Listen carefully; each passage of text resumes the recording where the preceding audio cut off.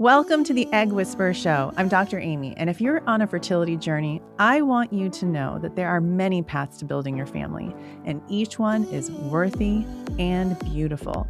Today's episode is called Donor Eggs Real Talk, the emotional journey, and telling your child their story. What happens after you decide to use donor eggs? And how do you one day explain that story to your child with confidence and love? Let's talk about it. I'm so happy to welcome Sherri McDonald Sawyerr. She's an IVF mom and content creator who shares her personal journey through donor egg conception. She's also the author of the children's book, Love Groom Me, which helps families explain donor conception to their children in a loving and developmentally appropriate way.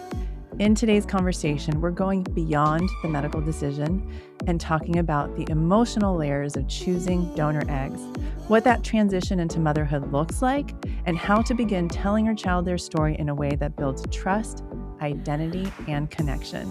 Welcome, Sherri. Thank you for joining us today. Thank you for having me. I'm so happy to be here. Well, Sherri, I'd love to start with your story. Can you share what led you to your fertility journey and ultimately to choosing donor egg IVF? My fertility journey started in 2001, officially. So I met my husband when we were already older. We were 38. And so we knew that there was the possibility that we may have trouble conceiving. So we were always open to the idea of having to seek out fertility treatment if it was necessary. So we met in 2017 and, we dated for several years and then we decided to get married in 2021. And so we had been trying to conceive leading up to that time and we didn't have any luck. And so we had seen a fertility specialist prior even to being married and just had a really terrible experience, to be quite honest. We were really turned off by the process. It looked like maybe they had the wrong records even. And so the person we talked to just didn't have a lot of compassion. So we were like, okay, we're not ready for that yet. So we tried, a little bit longer and then didn't have luck and switched to a better clinic. And so we tried with my eggs for a while, 2021 until the beginning of 2022. And so at that time we were with CNY and we had a donor egg add-on program, which I thought was nice because it could kind of ease me into the idea of that without having to not use my eggs at all. You could add on 4 donor eggs to your own egg retrieval cycle. And so that's how it started. And then we only ended up with 1 donor egg embryo from CNY. And we paused for a second because we knew that we wanted more than 1 child. And so we looked actually outside of CNY and ended up at a different clinic in Utah Fertility Center. And they just had a really wide range of donors, especially being a woman of color. It was hard to find myself in a donor. And I had a conversation with Dr. Camille Hammond. She has the Cade Foundation, and she is like the older sister of my sorority sister that I went to college with. And she was like, you need to love the donor that you choose. If you are like just picking someone just because that's all that they have, then you need to pause and really find a donor that you absolutely love because you can't give this back. And so that's what we did. We paused, did some research in a lot of Facebook groups, and everyone spoke really highly of Utah Fertility Center and also just really wanted some more specialized care because I'd never had implantation ever. So not only were we looking for a better donor, but we were also looking for a doctor that could give more specialized care.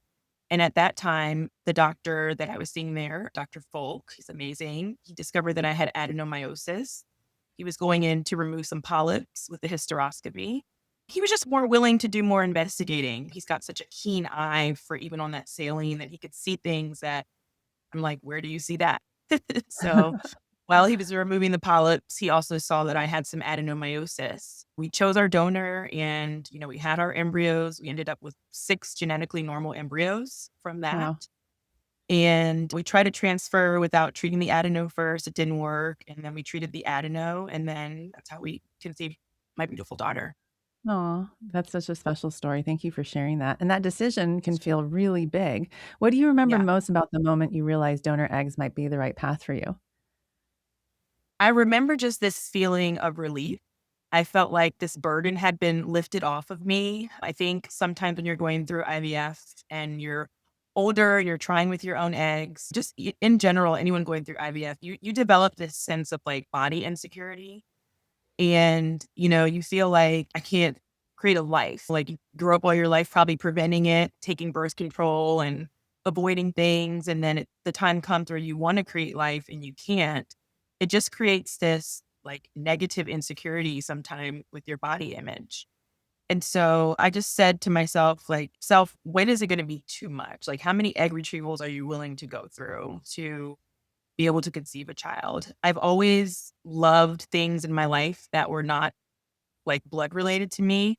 I have family members who are adopted. So the idea of conceiving in a way that was maybe like different than what I thought was not completely foreign to me.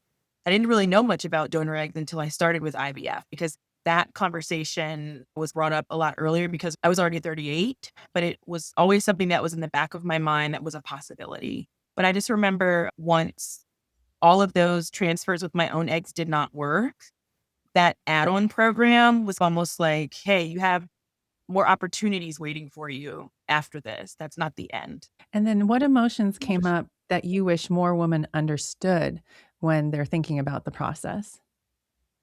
So it's a mixed bag of feelings, and I just hope that people understand that that's normal. It's excitement, it's grief, it's mourning, it's confusion. It's everything all like happens at the same time because you're so used to your own trauma going through IVF and maybe things not working out with your eggs where, like for my egg retrievals, we're hoping to get one good normal embryo, but with our donor cycle that we had, we're sending off 7 embryos for testing and 6 came back normal. So just like even those ratios are like you're thinking that it's going to be the worst, like maybe we'll get 1 and then you get 6. Right. So it's excitement, but then you feel sad, like, wow, I wish that I had had those results, like with my own eggs. And then everything moves fast. So, like, you have to sort through your feelings and emotions, I would say, before you choose a donor because everything happens so fast after that. And now you're preparing for a transfer. Now you're pregnant. It actually Right. worked. Right. So it's a mixed bag. Yeah, for Right. sure. And what did you do to sort through those emotions?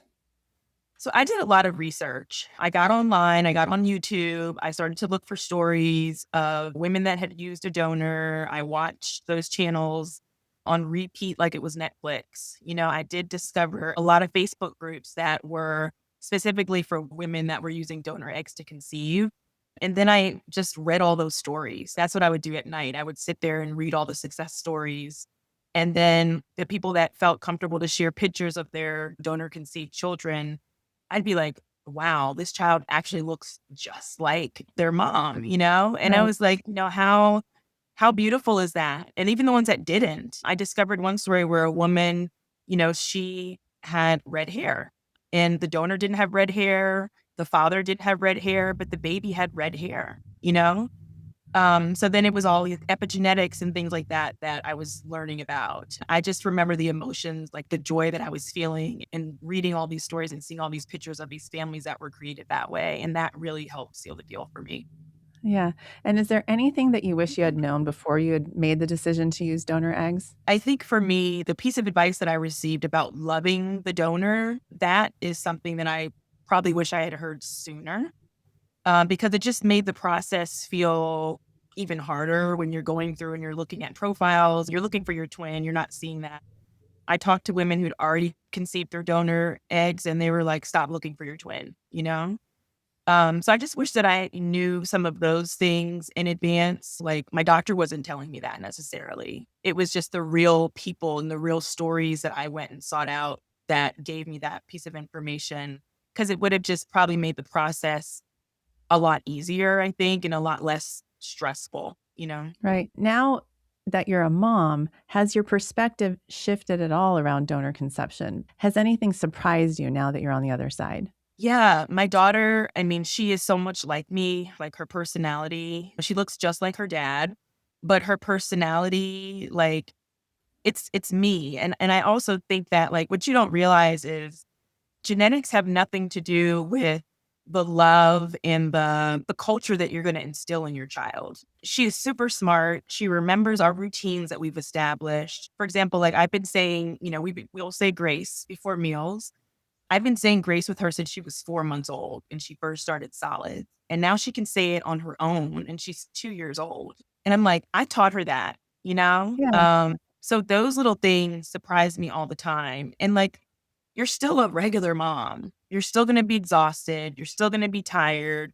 You're still going to be overwhelmed and drained, just like anyone else who's conceived not using donor eggs. And so I think sometimes we put ourselves in this almost like a science experiment of a box of like, am I going to be looked at as a regular mom or am I going to be, like my toddler still cries. She still eats dirt off the ground, like there's nothing different from her than any other child. And so I think keeping that in mind and being aware of that is like, yeah, you might have to go through a different route to get there, but you're going to just be like any other mom. Right. Yeah. And then I want to talk about something so important, and that is around telling your child their story.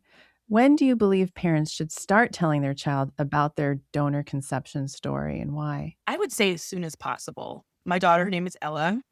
I told her about her story as soon as she came home from the hospital. And why I say to do it early, of course, we had to see a psychologist, to talk about what it means to have a donor conceived child. And they encourage you to talk as early as possible to your child about it. Really, in the beginning, I would say it's dress rehearsal for you as the parent, because what we do is it's almost like you just walk around feeling like you just have this huge secret that has to get out. And the more you talk about it, the more that it's a part of your day-to-day conversation, the easier it becomes. And so that's why I wanted to write a book, because my daughter and I, we read this book, a couple of times a week. And really it's practice for me to be comfortable when she is at the age where she can understand what the concept means, to where it's like, oh, well, this has been a part of our conversation since I can remember. So it's not such a weird, like dropping the bomb kind of conversation. It's just a matter of like one day she's probably going to be like, oh, okay, I understand it now. And she might have questions for me. So I think telling them as early as possible is really important, because the stories that I've heard about donor conceived children who are not happy with finding out this information, it's usually because they found out later in life and they live their life thinking one thing the whole time. And then all of a sudden their whole life changed because of that at 9, 10, or even older. Like some people don't find out until they're in their 20s. And so I just don't want my daughter, I want her to always look at me as a source of truth. And so I don't want her to ever feel like information was withheld from her. So I say as early as possible. My book is Mhm. written for children to start like around age 2. I think that's a good age if you don't want to have a conversation sooner. You don't feel like it's really that big of a deal. 2 is where they're really like aware of things in life. Right. Yeah. And then do you have advice as to how people can begin that conversation in a way that feels natural, loving, especially when people are just afraid of saying the wrong thing? If you ground it in love and saying, hey, mommy and daddy really wanted to have a baby and we weren't able to. And we really needed a helper, someone to help us to have a baby. Just making the children feel like they are planned, they are loved, that they were desired, that they were wanted, and framing the donor in a way where you still honor them as the donor. But like in my book, the donor is referred to as the helper. And so I felt like that was a way to honor that donor and the beautiful gift that she did give. And then even also acknowledging what the gift that was given. I mean, that gift of life that was given to us is the most amazing gift I probably will ever receive in my life. So being able to talk about that in that language, in that positive, almost fairy tale type of a way, I think would make them feel really proud of their story. How did you become so brave to start talking about it so early? Because so many people can't articulate things the way that you're articulating. At what point were you like, I'm going to write this book because this is like huge. And I think you're going to help so many people by sharing your story, sharing this book. Like, at what point were you like, it's really important for me to get out there, be public facing, and make sure people learn from me? Thank you so much for saying that. I really appreciate it. I had actually documented our IVF journey even when we were trying with our eggs. And so we didn't share that we had used donor eggs until after my daughter was born. There was a period of time where I wanted some privacy and some space to be able to, adjust to being a new mom without the pressure of like people asking me about the donor thing. I wanted to make sure that we bonded because I think that that's something that you are worried about when you have a donor conceived child is like, will I bond with this child? And so that was the missing piece of the story that had not been shared. And then I finally shared it on my YouTube channel. I remember being so nervous when I posted that video and people were just like, well, what was your secret? How did it work? Like, what was the magic and all this stuff? And I was just like, I want to be able to help someone else to normalize that this is an option for you. And so I remember posting it, being very nervous about it and just closing my laptop and not looking at my notifications on my phone. And then the next day when I looked at everything, there was just such an overwhelming amount of support and gratitude for me being so open and honest about it. And for someone that was also kind of considering going through that, but they were feeling very like in the dark about talking to people about it or having someone to talk about it, especially someone who looked like me, an African American woman. The conversation about IVF in my community is just taboo. And then you add donor eggs, that is almost like non existent. And so it was just all this gratitude and thanks for me being open about that and almost giving the people that were engaged with me the permission to go ahead maybe and proceed that way themselves. Like it was just, I wasn't expecting that. And then back before we decided to use donor eggs in my research, I was on Amazon looking for books that I could buy for my daughter. I wanted to find a book that had a little child in there that looked like her, a child of color, and I didn't find it. There were lots of books that used animals. That's great. I think that's a very neutral position to take on it as well. But I wanted a book that had a child that looked like her that she could relate to, and that other friends of mine who also have donor conceived children that their child could relate to and keep in their bedroom. And so I was like, well, I could write the story myself based on our experience and just see how it goes. And so that's what I did. I started writing it actually before my daughter was born, which is really funny because the character looks so much like my daughter and I hadn't seen her face before Oh, before, I hadn't seen her. She wasn't born yet. So it's just really interesting how that could have all came to life that way.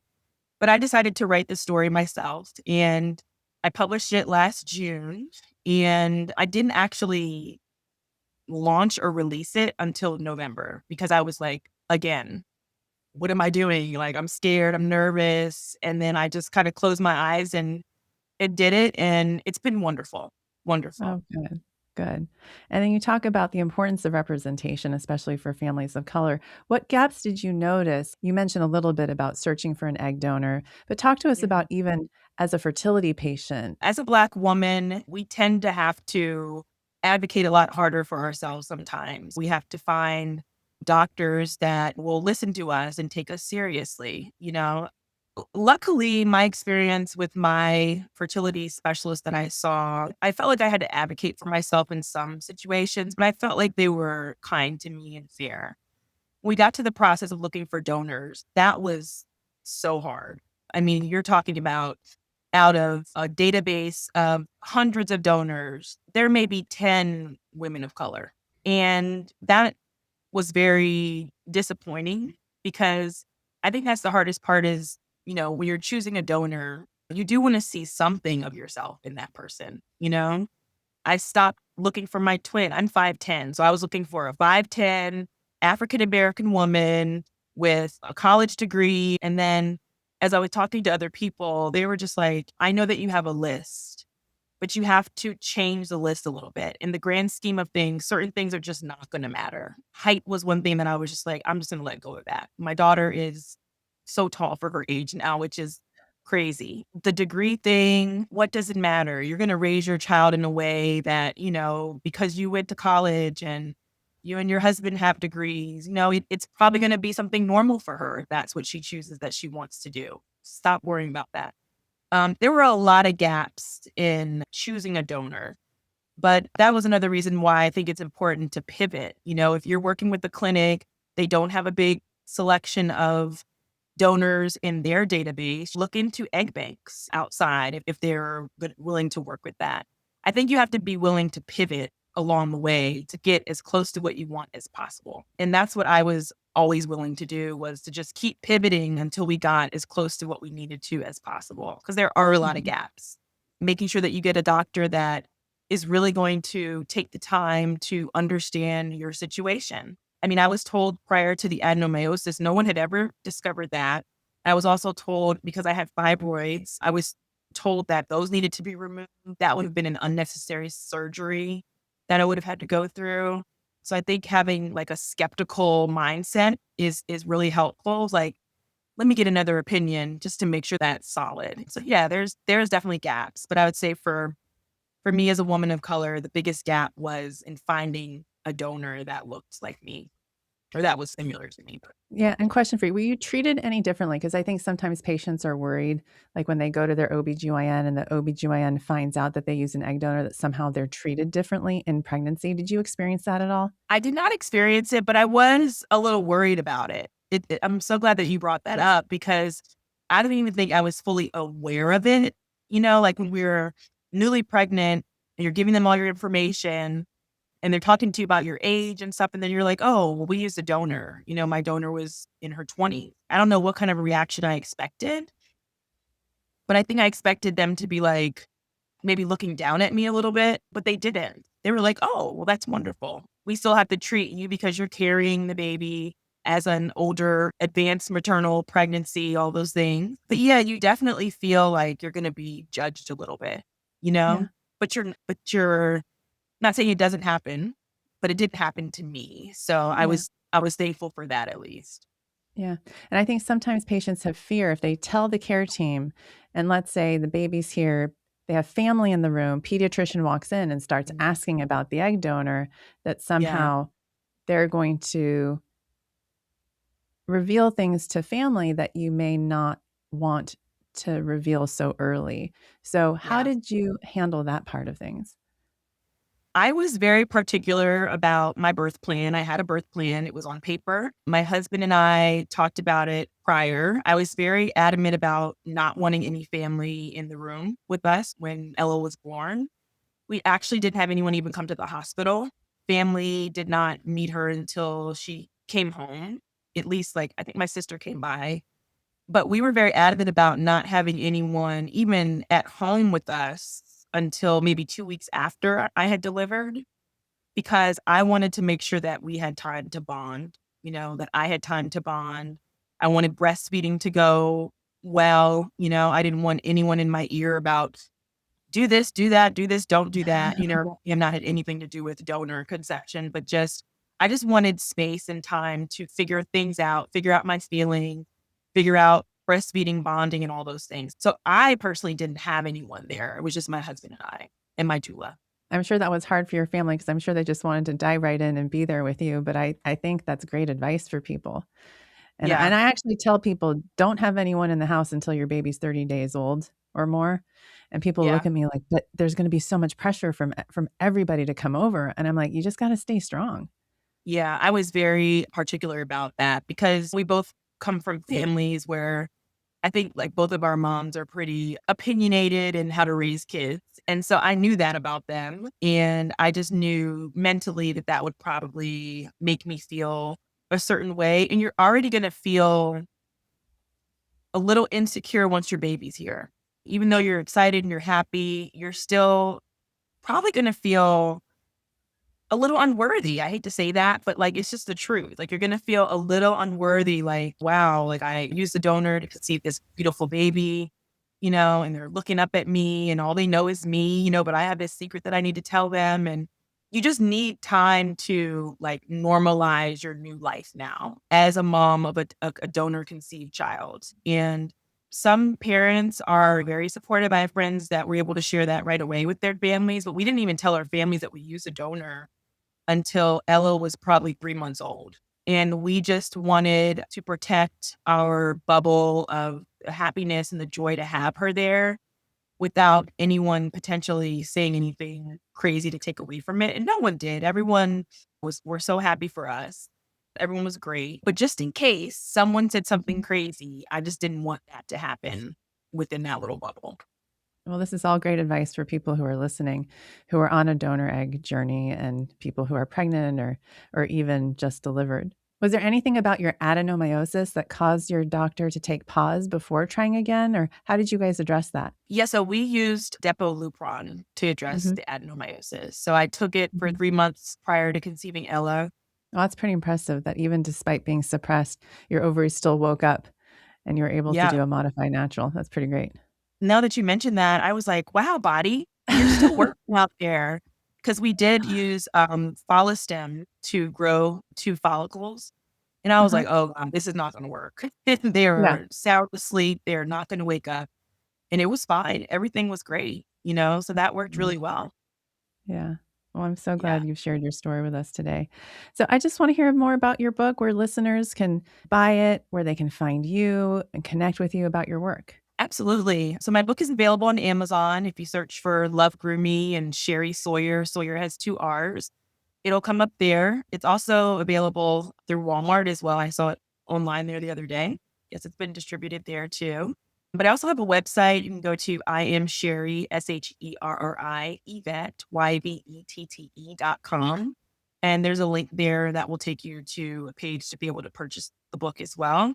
But I always tell people, come find me on social media because that's where I talk to everyone. I'm on Instagram as I am Sherri Yvette.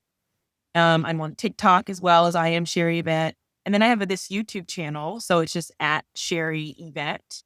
But a lot of people I encourage from my YouTube channel to just send me a DM sometimes. Like some people just have questions about my experience and my process. And I'm always open to chatting that way. But I love to meet new people and talk to new people about using donor eggs or just IVF in general. A lot of times I find people just feel lost. Like, I don't know what to do. I don't know where to go. They're in this place where they've not had luck with their eggs and they're on the fence about choosing a donor. I share a lot of my everyday life there. And those are the kinds of visuals that I like to see, like the day to day, the normalcy of life after, using a donor to conceive that made me feel comfortable. So I hope that that helps other people too. Yeah, I think it does. I think it will.